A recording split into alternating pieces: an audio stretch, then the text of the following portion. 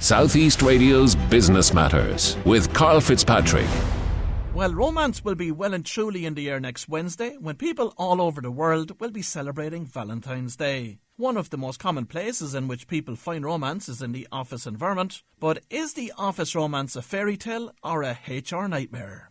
Damien McCarthy from HR Buddy joins us now to share his thoughts. Damien, before we discuss the impact of an office romance and how an employer might handle it, there have been significant changes to Irish employment legislation over the past 12 months. Yeah, and it's been a very difficult 12 months, in particular, I suppose, for small businesses that have had to introduce, statutory sick pay and so on, and that moved from 3 days per year up to 5 days in January of this year.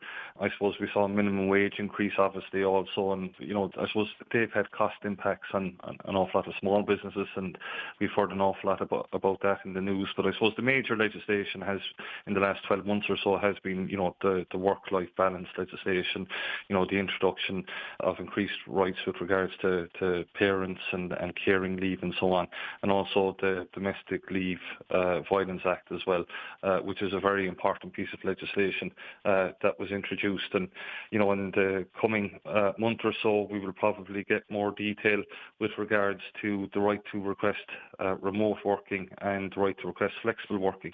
And that's going to be very interesting as well, Karl, over the next month or so to see what the WRC come back with on that and what types of legislation we will see coming into place.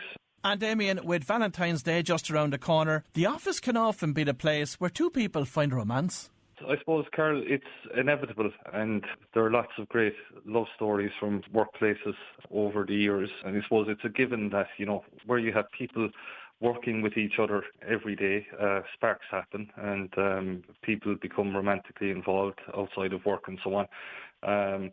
But I suppose, it's the minority of cases where, there's a happily ever after kind of fairy tale story, and very often, I suppose, it can go wrong and so on. But it is something I think that workplaces have to think about and have policies on. I suppose in particular in recent times we've seen larger organisations implementing policies and procedures surrounding this, and I suppose it can be looked at in two ways. I suppose some people may say, why should employers and organisations pry into the private lives of individuals, and that's overstepping the mark.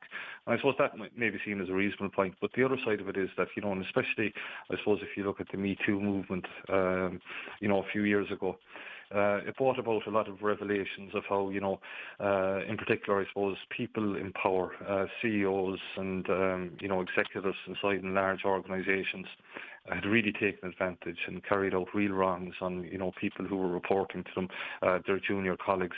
So obviously a lot of larger organisations have moved in the last few years to protect their employees better.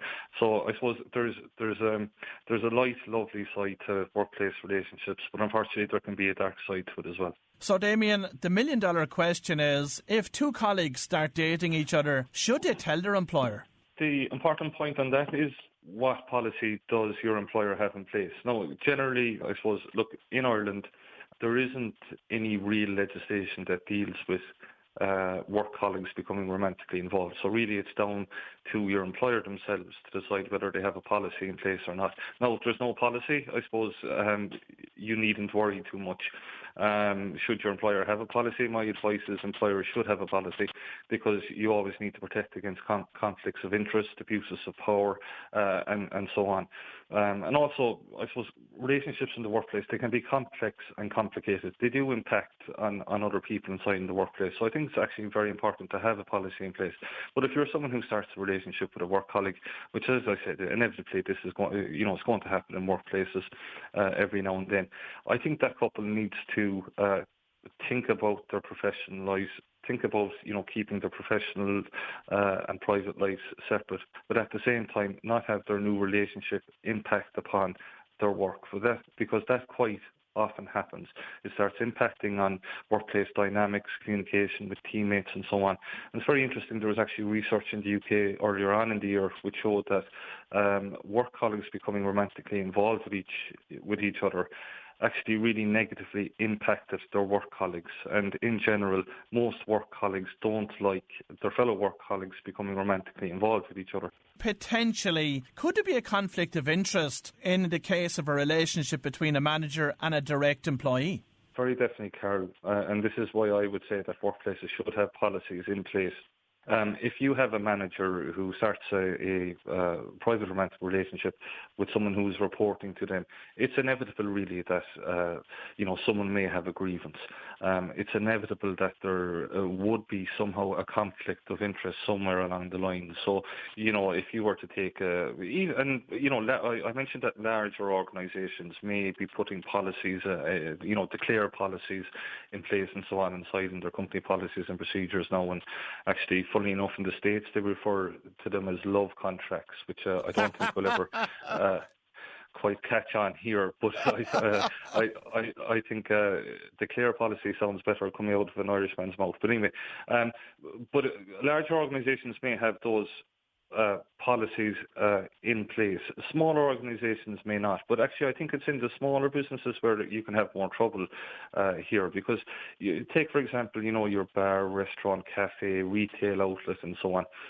You've got smaller teams, and then if a manager becomes involved with someone who is reporting to them, you've got all types of conflicts of interest. So you've things like, the roster that's being put out every week, annual leave requests, I suppose the designation of duties and all that type of thing. When you've got two people involved with each other now romantically inside a team, it's inevitable that someone outside of the two of them will insinuate that there is favouritism being showed and so on. And sometimes that's an unfair accusation. And I suppose when people become involved with each other romantically at work, they need to be prepared for that. And that's why I think actually all workplaces should have these kind of policies in place, because it protects against conflicts of interest, abuses of power. But if anything, from what we've seen in the past, it just ensures the safety of every individual, and that there's nothing untoward going on in the first place, and no one is abusing their power or their position. And what should a workplace policy which covers relationships between employees actually include? Yeah, well, I suppose, again, you're talking about organisation to organisation and tailoring it specific to the organisation. So in a big enough organisation, a remedy would often be, interdepartmental transfers and so on. It would include things like, for example, if someone was going for a promotion, that there would be no conflict of interest. For example, that someone who's in a relationship with someone else could possibly be interviewed by, a fellow work colleague or someone that they're romantically involved with and so on. So it very much, I suppose, depends on the organisation.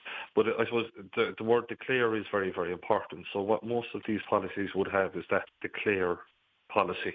So if that relationship is declared, well then any conflict of interest can be protected against, kind of on maybe a departmental basis or on a workplace-to-workplace basis.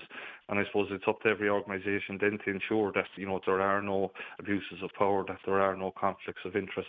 So if the office relationship results in a messy breakup, what action, if any, could the employer take? This is really a kind of a day-to-day management issue. And I know maybe a lot of people who worked in line management positions over the years might be listening to this and remember a time when they heard of, two of their colleagues who were reporting to them had hit it off at the Christmas party or something like that. And everyone else was getting excited, but they were saying to themselves, well, in a couple of weeks' time, we're probably going to be dealing with, a mess here when they break up and so on. And you're left with a toxic workplace and people not talking to each other and people taking sides and so on. So that's very much a day-to-day management issue. I think if you have a policy in place, first of all, it is very important to make people aware of it.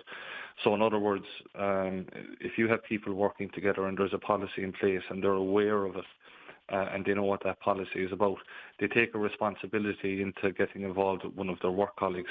I think in most workplaces where this goes wrong, and there's a messy breakup, and your work colleagues are impacted and so on, usually there isn't a policy in place. Usually there isn't kind of communication from the top down with regards to the respect that needs to be given to these things, and I think that's usually where it goes wrong. I think in workplaces where there's a good culture, there's a policy in place, and there's good communication surrounding this, it tends to be treated more seriously and with a bit more respect.